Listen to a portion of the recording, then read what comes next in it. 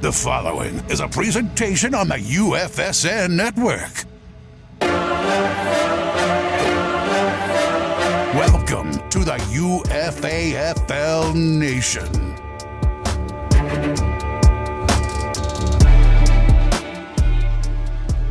Yes, greetings and salutations. Welcome to episode 3 of UFAFL Nation. I'm your host, Michael Skriz. You can follow me on Twitter at MichaelSKRZ. Now on the show today, we got a huge guest, CFL legend Nik Lewis, who just went into the CFL Hall of Fame. He's also one of the owners of one of the franchises at the UFAFL, his GridIron Seals. He had the 3rd pick in the Veterans Draft. I'm going to say he's got a pretty good squad, so I can't wait to talk to Nik later on in the show. Before we get to that, guys, football is right around the corner. In 2 days from now, yes, week 1 starts Thursday night, and boy, do we have a banger to start it off. We got the Super Bowl champion Tampa Bay Buccaneers hosting the Dallas Cowboys. Now, this should be a shootout. You have 2 excellent offenses. Dak Prescott's first game back since suffering his injury last year. So I'm really looking forward to that. Tampa Bay returning basically all their starters from the Super Bowl winning squad. These 2 teams should probably make the playoffs this year. I'm just interested to see how Dallas' defense handles that Tampa Bay offense. Some other games I'm looking forward to this weekend. You got the Pittsburgh Steelers traveling to Buffalo. 2 teams who made the playoffs last year, but 2 teams that seem to be going in opposite directions. Not a lot of people are feeling the Steelers this year, thinking the offense is going to take a step back. Ben Roethlisberger is 1 year older. The O-line's been revamped, and it shouldn't be as good as last year. And you have Josh Allen, who could have been MVP last year, bringing back that offense, an improved defense. I think Buffalo is going to win double-digit games this year, and they should win that division. So that should be a good one to follow. Green Bay traveling to New Orleans. Jameis Winston's debut as starting quarterback for the New Orleans Saints, taking on Aaron Rodgers. We all know what happened with Aaron Rodgers during the offseason. So I'm really looking forward to seeing these 2 offenses go at it. New Orleans actually has a really good defense as well. So that should be a good game. That's Sunday at 4:25. And then the Sunday nighter, the Bears and the Rams. I'm very interested to see how this game goes because I'm watching the QB situation in Chicago. Andy Dalton's going to get the start. But with Aaron Donald and that ferocious Rams defense, how long will he last in that game? And could we see Justin Fields maybe in the second half? Maybe after 2 or 3 games, depending on how this Bears offense looks after a couple games. So week 1's always a bit of fun. It's probably the heaviest gambling week of the year as well. So looking forward to that. Now, before we get to Nik Lewis, why don't we get into some stock up, stock down, because I'm going to do the franchise spotlight when Nik is on the screen with us. So for my stock up going to week 1 for your fantasy leagues, we've talked about it before, that Tampa Bay Buccaneers offense.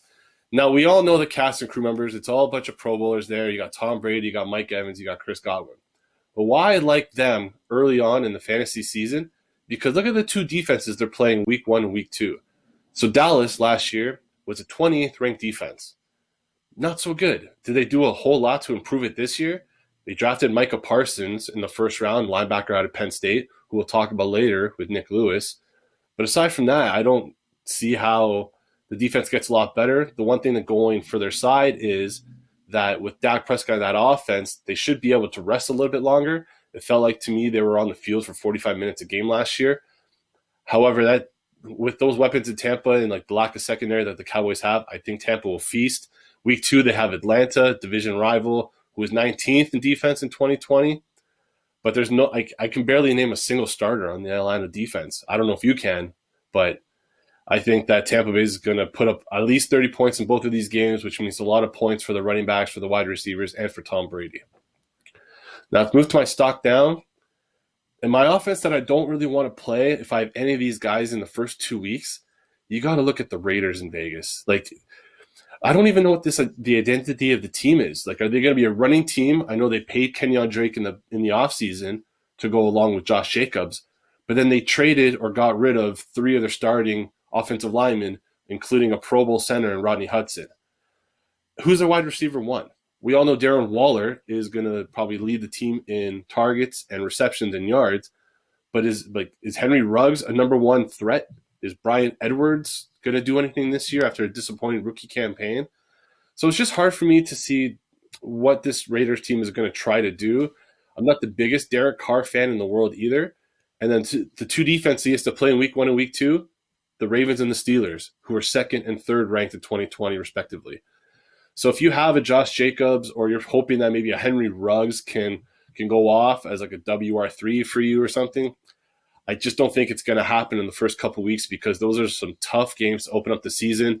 And with a totally revamped offensive line and a true lack of identity, I just don't see how the Raiders score points in these games. And that Ravens game is a Monday nighter, the first one of the year, inside Reliance Stadium in Vegas. So if they get shellacked in front of prime time, I think it might be a long season for the Raiders and John Gruden. Well, with that, let's turn to our guest, CFL legend, Nik Lewis. Now, welcome in to UFAFL Nation, CFL legend. Let's look at the resume. 1,051 career receptions. That's a CFL record. Close to 13,800 yards. 71 touchdowns. He's a 2-time Grey Cup champion and one of the members of the UFAFL Nation. Nik Lewis. Nik, thank you for joining us. How are you doing today? I'm good, brother. How you doing? Very good, thank you. So just wanted to ask you first, congrats on the CFL Hall of Fame. Is that one of the coolest days of your life when you found out the news? Yeah, it was pretty good, man. For all the work you put in, to never know if you're going to make it to that level, but then not only to make it to that level, but to be considered one of the best is a pretty great honor. Yeah, man. So I've been working at TSN for years now, and I'm used to seeing your highlights, just you dominating guys.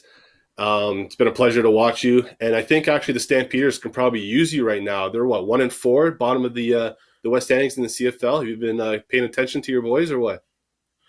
Yeah, I was pretty disappointed in yesterday's output, and it's just one of those things to where I've seen them play at such a high level. Not a lot of the names on the jerseys changed, and of course they're missing a couple pieces.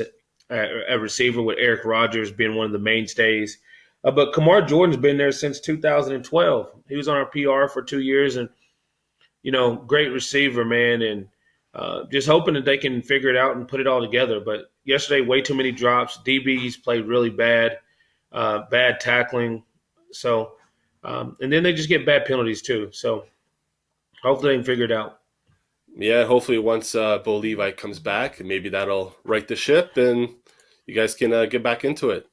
So I wanted to go now from the CFL to maybe NFL, maybe some fantasy sports, because I'm curious, how did you get involved in the fantasy football and what brought you to the UFAFL?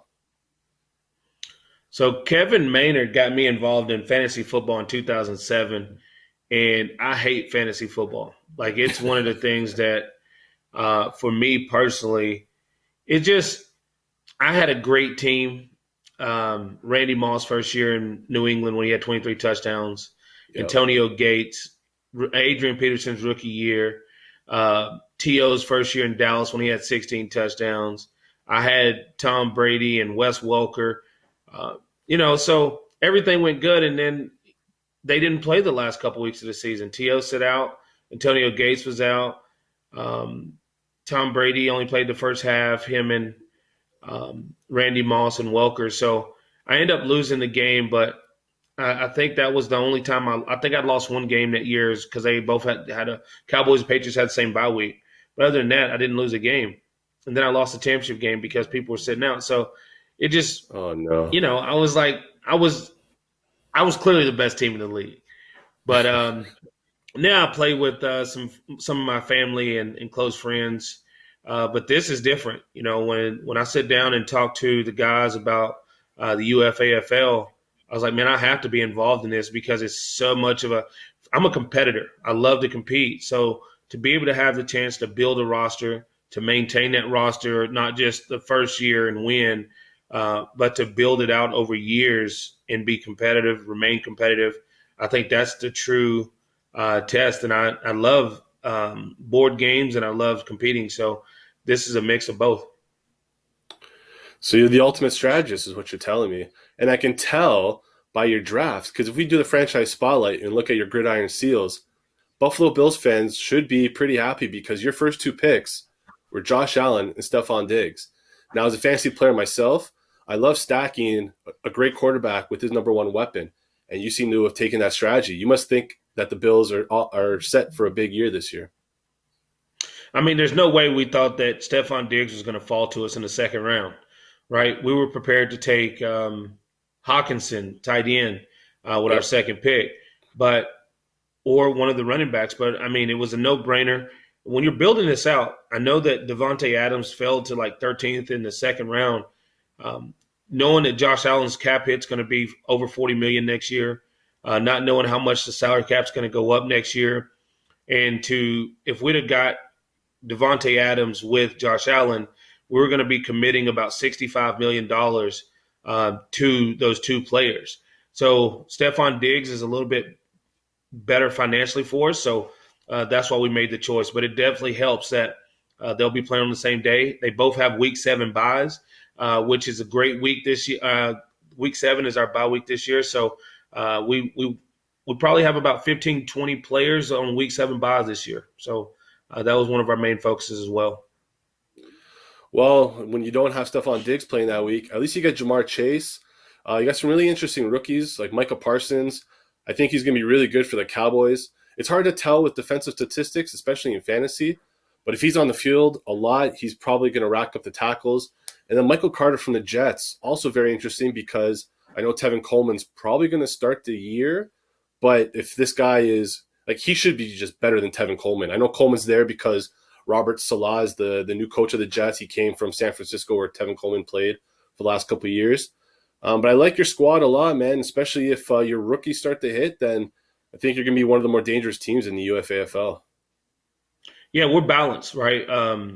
Our first 3 rounds was Josh Allen, Diggs, and Hunt. And then round 4, we went Jamal Adams. And we noticed people stayed on offense pretty much a lot. So I think our 4th through our 9th picks was defense, right? We got Montez Sweat next, and we were able to get more defensive players, Zadarius Smith. And we racked up on defensive guys. I mean, Keanu Neal now is the starting middle linebacker for the Cowboys. So we have two of the Cowboys linebackers. They're building their team around Micah Parsons. So that was a huge pickup for us. And then we feel that, with our tight ends, we have some young guys at tight end, Pat Fryermuth, Colin Granson, so we feel very strongly about the team we've assembled. Everybody, I think, right now on our roster, except for on defense for sure, is a number 1 or number 2 at their position, except for 3 people, right? We got a guy, Kalen Saunders, in the 50th round, rotational defensive tackle for the Kansas City Chiefs. Other people were taking backup quarterbacks and kickers, but we were still focused on guys that can go out and score points, and we were able to accomplish that. So you talk about like drafting guys in the 50th round. What do you try to tell people who don't really maybe understand this league? Like, what do you tell people to like help them gravitate to watching this league? Because like I try to tell people like it's basically a full salary cap dynasty league with some big money into it. So like how do you think we take UFAFL Nation to the next level in terms of getting eyes on people getting eyes on it? Well, I think it's just that. I mean, as a player, I turned down 12 NFL teams early in my career to stay in the CFL. And people ask, like, why would you do that? Like that, why would you not go to the NFL? And I'm like, well, if you're going to the NFL for money or fame, it's not going to happen to a lot of people. There's a lot of people that you don't know. There's 1,700 players, and the average fan probably only knows 200 of those players, and 50 of them are probably going to come from their favorite team. Right, so you don't know all these players. We were drafting guys I've never heard of before. So the thing about it is, and these are guys that are actually playing on the field. They're actually getting in games, but you just don't know them because there's so many guys, and it changes every year with a new crop. That's the biggest thing is understanding the overall execution of when you build out a roster. One, you got to be cap compliant, but 2, you need young guys that have a chance to play, right? Mm-hmm. And most guys, if you're not a rotational guy by your 3rd year, you have no practice roster left, so usually you're gone, right? And unless another team can find use for you, then that's your career, and you might not ever step on the field. right? So there's a lot of good players that go to the NFL that never touch the field. And so we wanted to maintain that. So I know after retirement, one of the hardest things is to find that next thing to keep you busy, because you're a competitive guy. You're always looking for that next challenge. Now, I know for you, you are the CEO of AO Sports TV, and I know that the UFAFL Nation is going to be brought into the AO Sports family. Do you mind talking a little bit about AO Sports TV and what the plan is for this next venture for you? Yeah, it's amazing, man. We've talked to some great people from UFFS, UFSN, so many things that we're bringing to this platform. Imagine a sports network that was kind of like Netflix, where you can watch content whenever you want it, but at the same time, you're going to be getting it straight from the creators or from the athletes. So bringing on great athletes, NFL Hall of Famers, legendary rugby players, international soccer players, 2 of the top 10 racquetball players, CFL Hall of Famers, MLB, NBA. There's so much, we're bringing on a group right now that does freestyle trampolining, and they're holding an event in London next year. So there's going to be so many different aspects to what goes on AO, but there's no narrative, right? TSN doesn't own it. ESPN doesn't own it. You own it. So you, the creator, are the owner of your content. And we help some athletes with some co-production and some editing and some features and, some digital sets and things like that to make sure we're producing high quality content, but you're going to get it straight from the athletes. And I think I know that's what I really love about AO Sports, because the way that I've built this company and the people that I've assembled around me, right? I can't handle the media stuff. That's why I have a guy that's my CCO, my chief content officer, that has over 30 years experience in media. That's why I have another guy who's on my advisory board that has 14 years as a national TV and radio host, right? We're bringing all these people together. And also for the women, Dr. Jen Welter has done a great job of introducing me to more and more of these legendary women from different sports. And we want to bring them to the forefront so they can control their own view and their vision and their own narrative and share that with the world. That's awesome, man. So I know, if AO Sports is half as successful as your CFL career, I don't think you're going to have any problems, man. I'm really looking forward to eventually working together with you guys through the UFFS and Dean and Darren, all these guys. They've been talking it up huge to me for the last little while since I've known them. So I'm really looking forward to see what you guys create over there. And man, thank you so much for taking the time today, talking about the squad and fantasy football, and hopefully get a good start to the season. Bills, Pittsburgh, week 1. That's going to be tough for your top 2 picks there, but it should be fun. Sorry, we got VCC. We got VCC the first week. We got the Paradise Blackhawks. I'm calling them Black Hawk down. We got them week 1, and we're going to start the year off with a good victory. We feel very confident in the team we assembled. Also, just want to say shout out to the Navy SEALs Foundation. We have a partnership with them. So everything that our team does, from jersey sales, clothing sales, winnings, and everything through the GridIron Seals will be 10% will be going back to the Navy SEALs Foundation as well. And we're going to be looking to bring some of their members on to the AO platform and to what we're doing here to cheer on the team, right? We want to cheer on the team and connect athletes with the military as well. Awesome, man. Well, that's why you're a legend. Thank you so much for taking the time today. I want to thank the team over at UFAFL, Dee Millard, technical producer, Darren Bates, Andy Mack and Jamie Thomas running the show behind the scenes. Thank you guys so much for tuning in, and we'll catch you next week.